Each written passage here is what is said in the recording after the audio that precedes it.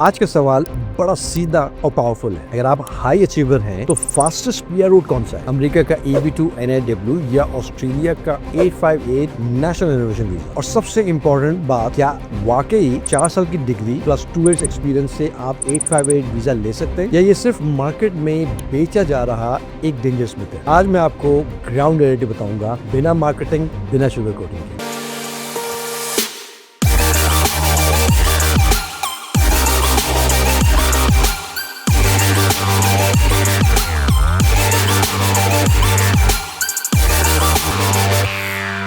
अस्सलाम वालेकुम, मैं हूं Adil Ismail, senior immigration consultant and director of superior consulting. चलें सबसे पहले बेसिक क्लियर करते हैं।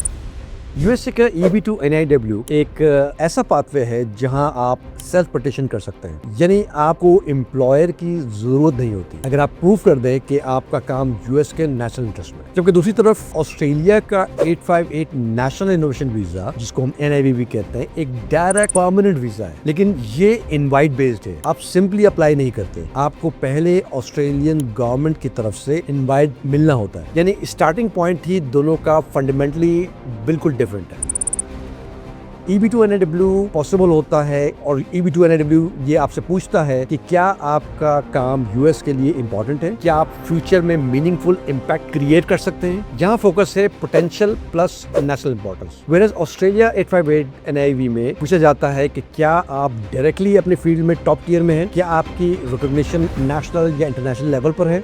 यहाँ पर फोकस है proven excellence plus global recognition. यानी NIW की अगर बात करें तो वो है for strong professional with impact potential, whereas 858 NIV के लिए है already stand out high calibre achiever. अब आते हैं सबसे डेंजरस पार्ट पर जो आजकल मार्केट में चल रहा है। बॉसेस और कंसल्टेंट्स और उनके सेल्स एजेंट्स हमारी ये कहते हैं कि सिर्फ 4 साल की डिग्री और 2 साल का एक्सपीरियंस चाहिए, हम आपके लिए ऑस्ट्रेलिया और ऑस्ट्रेलियन नेशनल से इंडोर्समेंट करा देंगे, आपका वीजा तो ऑलमोस्ट गारंटीड है और बड़ा जबरदस्त से आपका काम हो जाएगा। सीधी बात है, ये नैरेटिव मिसलीडिंग है और कई केसेस में आउटराइट फॉल्स है।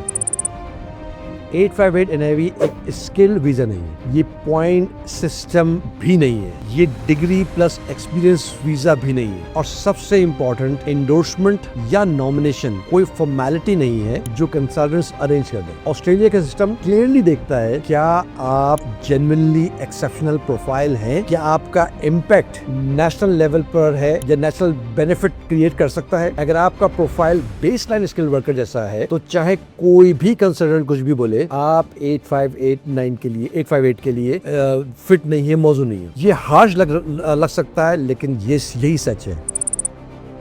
ऑस्ट्रेलिया का 858 का बिगेस्ट एडवांटेज ये है कि ये एक डायरेक्ट परमानेंट रेजिडेंसी का वीजा है। यानी अगर आपको इनवाइट मिल जाता है और वीजा ग्रांट हो जाता है तो आपको सीधा PR मिल रहा है। लेकिन प्रॉब्लम यहाँ है इनवाइट मिलना एक्सट्रीमली सिलेक्टिव होता है इनविटेशन। दूसरी तरफ EB2 NIW आप पिटीशन फाइल करते हैं, अप्रूवल के बाद ग्रीन कार्ड प्रोसेस में इंटर करते हैं। ये प्रोसेस स्टेप बाय स्टेप है और आपके कंट्री ऑफ बर्थ के हिसाब से वेट टाइम वेरी करता है। सिंपल अगर ब्रेक डाउन करें तो फास्टेस्ट अप्रूवल पॉसिबल होता है प्रीमियम प्रोसेसिंग के तहत, लेकिन PR जो है वो टाइम ले सकता है depending upon the visa availability वगैरह, और आपको 5 साल के बाद से रहना चाहिए। तो क्लियर वर्डिक्ट ये है, अगर आप इंटरनेशनली रिकॉग्नाइज्ड अचीवर हैं तो ऑस्ट्रेलिया का 858 आपके लिए फास्टेस्ट और मोस्ट डायरेक्ट PR रूट हो सकता है। लेकिन अगर आप स्ट्रॉन्ग प्रोफेशनल हैं लेकिन ग्लोबल रिकॉग्निशन नहीं है तो EB2 NIW ज्यादा रियलिस्टिक, एक्सेसिबल और स्ट्रेटेजिक ऑप्शन है। अगर आप सीरियस हैं अपनी इमिग्रेशन स्ट्रेटजी को लेकर तो हाइप और शॉर्टकट से बचे, क्योंकि हर प्रोफाइल का एक राइट वीजा पाथवे होता है और गलत चॉइस